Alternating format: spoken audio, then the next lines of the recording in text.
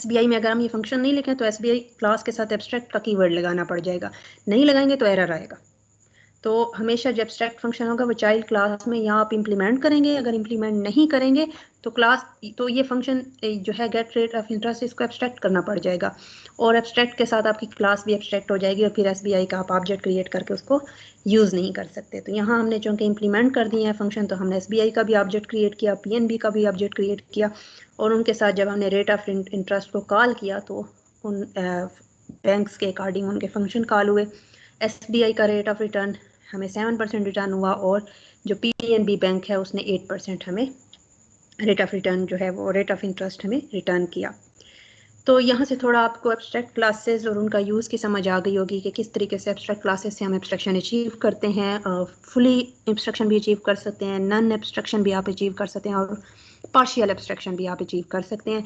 Abstraction का जो फ़ायदा अभी तक आप लोगों को समझ आई होगी वो ये है कि एक तो ये कम्प्लेक्सिटी रिड्यूस कर देता है, यानी कि यूज़र जो है उसने कोई फंक्शन कॉल करना है तो उसको सिर्फ फंक्शन का नाम पता होना चाहिए, ये पता होना चाहिए कि इस फंक्शन को कॉल करने के लिए कितने पैरामीटर चाहिए, उसको किस तरीके से कॉल करना है, उसको कोड कितनी लाइन का हुआ है, उसमें लूप्स लगी हैं, उसमें कोई इफ एल्स लगी हुई है, उसमें कंडीशंस लगी हैं, उन कंडीशंस को समझने की ज़रूरत नहीं है। अगर यूज़र ने ऐड का फंक्शन कॉल करना है तो उसको जस्ट पता होना चाहिए कि क्लास में ऐड का फंक्शन किस नाम से लिखा हुआ है और उसको कितने पैरामीटर चाहिए, ऐड किस तरीके से हुआ है उसको इस चीज़ से गर्ज नहीं है। तो कम्प्लेक्सिटी जो है वो बहुत ख़त्म हो गई है यूज़र के एंड पे, यूज़र ने उसको बड़े आराम से ऐप को यूज़ कर लिया है। इसी तरीके से कोड जो है वो हमने देखा कि एब्स्ट्रैक्ट जो मेथड है पेरेंट क्लास में हमने उसको कोड ही नहीं किया, या एक दफ़ा हमने उसकी सिग्नेचर लाइन लिखी तो चाइल्ड क्लास में वो हम क्या करते हैं रीयूज़ कर लेते हैं उसको। इसी तरीके से सिक्योरिटी भी बढ़ जाती है आपकी एप्लीकेशन की, कि जो डिटेल्स हैं वो जस्ट प्रोग्रामर की हद तक हैं, प्रोग्रामर ने उसको इम्प्लीमेंट किया हुआ है, तो दूसरा जो शख्स है वो कोड को की आउटपुट तो ले सकता है लेकिन कोड में जो चेंजेस हैं वो नहीं कर सकता, सिर्फ प्रोग्रामर कोड में चेंजेस कर सकता है। अब हम आते हैं अपने जावा इंटरफेस की। शुरू में हमने डिस्कस किया था कि हमारे पास जो एब्स्ट्रैक्शन है वो दो तरीक़ों से आप अचीव करते हैं, एक होते हैं एब्स्ट्रैक्ट क्लासेस के थ्रू, दूसरा होता है जावा इंटरफेस के थ्रू। एब्स्ट्रैक्ट क्लासेस हमने पढ़ ली कि उससे किस तरह एब्स्ट्रैक्शन अचीव कर सकते हैं। अब हम पढ़ते हैं कि इंटरफेसेस क्या चीज़ें हैं और इससे हम एब्स्ट्रैक्शन कैसे अचीव करते हैं। और दूसरी चीज़ ये है कि इंटरफेसेस हमेशा हमें 100% एब्स्ट्रैक्शन देते हैं, इसलिए दीज आर बेटर वे के हम इससे एब्स्ट्रैक्शन अचीव करें। अब हमारे पास क्या है कि लाइक का क्लास, अभी तक हमने इसमें क्या लिखा है, ऑब्जेक्ट ओरिएंटेड प्रोग्रामिंग में आप लोगों ने क्लासेस लिखी हैं, एब्स्ट्रैक्ट क्लास को भी पढ़ लिया, वो भी क्लास की तरह की लाइक ब्लूप्रिंट है। अब हम इंटरफेसेस लिखना देखेंगे क्लास की तरह। इंटरफेस जिस तरह क्लास का को हम बनाते हैं तो क्लास का कीवर्ड लिखते हैं, इसी तरीके से जब आप इंटरफेस बनाएंगे तो आप इंटरफेस का कीवर्ड लिखेंगे। तो interface keyword is used to create interface. Interface is specifically what a class must do and not how. Interfaces specify what a class must do and not how. तो interfaces आपको एक तो ये बताते हैं, यानी क्लास में हम जब क्लास लिखते हैं तो उसमें हम वेरिएबल्स लिखते हैं, उसमें हम फंक्शंस लिखते हैं, फंक्शंस में हम ये बताते हैं कि ये मेथड है क्लास के अंदर, और फिर फंक्शंस को कोड भी सारा कर देते हैं कि फंक्शंस के अगर ऐड का फंक्शन लिखा है तो ऐड की सारी डिटेल, सब्ट्रैक्ट का फंक्शन लिखा है तो सब्ट्रैक्ट की सारी अंदर कोड भी। इंटरफेस में ये काम हम नहीं करते। इंटरफेस में हम जस्ट ये बता देते हैं कि ये इंटरफेस है, उसका कोई भी नाम हमने रख लिया कि इंटरफेस ए है, तो उसमें हम ये मेथड हैं, ये मेथड आप इस इंटरफेस की मदद से कॉल कर सकते हैं। वो मेथड कैसे कोड कैसे होने हैं वो उसमें कोडिंग नहीं होती, जस्ट मेथड्स के नेम होते हैं। तो ये हमारे पास क्या होता है, क्लास का ब्लूप्रिंट है। इंटरफेसेस को देखते हुए हम क्लासेस आगे डिज़ाइन करते हैं, ये हम आगे एग्जांपल में देखेंगे कैसे, कि पहले अगर आपको एक इंटरफेस गिवन हो तो आप उससे क्लास कैसे डिज़ाइन करेंगे। तो क्लासेस और clients implementing these interfaces must complete the implementation detail of these abstract methods. Interface आपके पास जस्ट मेथड्स के नेम होंगे कि अगर आप एक इंटरफेस बना रहे हैं, लेट्स सपोज अगर आप एक बैंक का इंटरफेस बना रहे हैं तो आपको पता है कि बैंक का सिस्टम कैसे काम करता है, उसमें कुछ मेन फंक्शन है, बैलेंसिंग क्वेरी का, बैंक मनी डिपॉजिट का, मनी विड्रॉ का, ये कुछ कॉमन फंक्शन है जो हर बैंक में होते हैं। तो अगर आप बैंक के इंटरफेस की बात कर रहे हैं तो आप वो कॉमन फंक्शंस लिख लें कि ये फंक्शन, जो भी बैंक की क्लास आप लिखना चाहते हैं उसमें ये फंक्शन मस्ट होने चाहिए।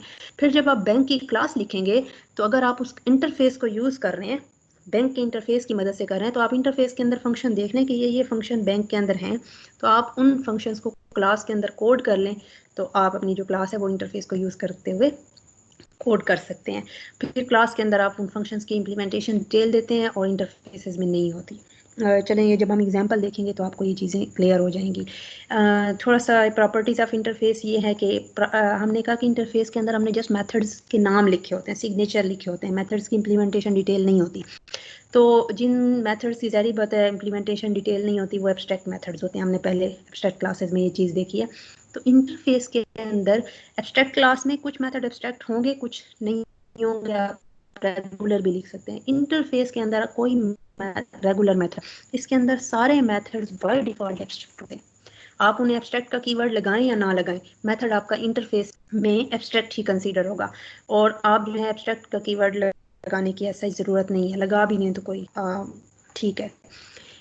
और जो each method in an interface is also implicitly abstract, so that abstract keyword is not needed। ये वही बात हो गई। थर्ड थिंग इज कि methods in an interface are implicitly public. अब हमें ये भी पता है कि हम एक्सेस स्पेसिफाई लगाते हैं मेथड्स के साथ, प्राइवेट, पब्लिक, प्रोटेक्टेड लगाते रहें। तो इंटरफेस के अंदर जितने मेथड्स होंगे वो बाय डिफ़ॉल्ट पब्लिक हैं। आप पब्लिक का कीवर्ड ना भी लगाएं तो वो पब्लिक ही कंसीडर होंगे। तो जो है वो हमारे पास हम इंटरफेस के अंदर जितने मेथड लिखेंगे, एक तो वो पब्लिक होंगे, दूसरा वो बाय डिफ़ॉल्ट एब्स्ट्रैक्ट होंगे। ये चीज़ आप अपने जहन में रखनी है कि एब्स्ट्रैक्ट का कीवर्ड और पब्लिक का कीवर्ड लगाने की ज़रूरत नहीं है, लगा लेते हैं तो भी कोई मसला नहीं है। अच्छा, अब हमने इंटरफेस की डेफिनेशन के मुताबिक हमने कहा है कि जो भी क्लास इंटरफेस को इम्प्लीमेंट करेगी तो उसमें वो लाजमी इंटरफेस में जितने मेथड्स हैं वो क्लास में भी होने चाहिए। इसकी एग्जांपल हम ये लेते हैं कि अगर आपके पास एनिमल की क्लास है, एनिमल की क्लास हमने लिखी हुई है, उसमें अगर हम कहते हैं कि एनिमल का इंटरफेस बना रहे हैं क्लास की बजाय, और हम कहते हैं कि इसमें बेसिकली हम एनिमल, जो भी एनिमल है उसके जनरल फंक्शन लिख लेते हैं कि कोई भी एनिमल होगा, एक तो उसमें वो साउंड फंक्शन कॉल कर सके, क्योंकि हमें पता है कि हर एनिमल की कोई ना कोई वो साउंड प्रोड्यूस करता है। हर एनिमल की दूसरे एनिमल से डिफरेंट साउंड है बेशक, लेकिन कोई एनिमल ऐसा नहीं है जो कोई साउंड प्रोड्यूस ही ना करता हो। इसी तरीके से हर एनिमल की प्रॉपर्टीज में है कि वो मूव कर सकता है। मूवमेंट एक की दूसरे से चेंज हो सकती है, वे ऑफ मूवमेंट, लेकिन कोई एनिमल ऐसा नहीं है जो मूव ही ना कर सकता। तो हमने एक एनिमल इंटरफेस बनाना है और उसमें ये दो फंक्शन होंगे, यानी साउंड का फंक्शन भी होगा और मूव का फंक्शन भी होगा। अब इस एनिमल इंटरफेस को यूज करते हुए आपने कोई भी एनिमल की क्लास लिखनी है, किसी भी स्पेसिफिक एनिमल की क्लास लिखनी है, कैट, डॉग, काउ, मंकी, इस तरह की कोई भी आप क्लास लिखते हैं, तो उन क्लास, अगर वो इस एनिमल इंटरफेस को यूज करते हुए आप क्लास लिखते हैं तो आपको उस क्लास के अंदर साउंड का फंक्शन मस्ट इंप्लीमेंट करना होगा, मूव का फंक्शन मस्ट इंप्लीमेंट करना होगा, वरना आप इस इंटरफेस को यूज करते हुए क्लास नहीं बना सकते। ओके, थोड़ी सी इसकी एग्जांपल यही हम जारी रखते हैं कि एनिमल इंटरफेस है, उसमें दो फंक्शन है, साउंड और मूव। तो आपने एक क्लास कैट की बनानी है, एक मंकी की और एक रैबिट की। Each of these three classes should have sound and move function. ऐसा नहीं है कि साउंड फंक्शन है तो मूव फंक्शन नहीं है कैट में। Cat can move, cat can call sound function. इसी तरीके से मंकी जो क्लास है उसकी तो साउंड का भी कोई मूव फंक्शन होगा और रैबिट के भी सेम होगा। तो साउंड और मूव फंक्शन जो एनिमल इंटरफेस में होंगे वो इंप्लीमेंट नहीं करना है, जस्ट आपने सिग्नेचर लाइन लिख लेनी है कि वाइड साउंड और सेमीकोलन, वाइड मूव और नो पैरामीटर्स और सेमीकोलन। लेकिन जब आप कैट क्लास लिखेंगे इम्प्लीमेंट इंटरफेस, तो फिर आपने उसमें मूव फंक्शन को बताना है कि हाउ कैट मूव्स, यानी कैट मूव करेगी तो मे बी उसमें वॉक आ जाएगा और क्लाइंब आ जाएगा। क्लाइंब भी कर सकती है और वॉक भी कर सकती है। इस तरीके से मंकी को ले लें तो उसकी वो क्लाइंब कर सकता है। इस तरह रैबिट को ले लें तो वो मे बी हॉप और क्लाइंब कर सकता है। तो जो भी क्लास चाइल्ड, मकसद सिर्फ ये है कि जो भी चाइल्ड क्लास इंटरफेस को इम्प्लीमेंट कर रही होगी, बेसिकली उसने इंटरफेस के सारे फंक्शंस को ओवरराइड करना है और सारे फंक्शंस की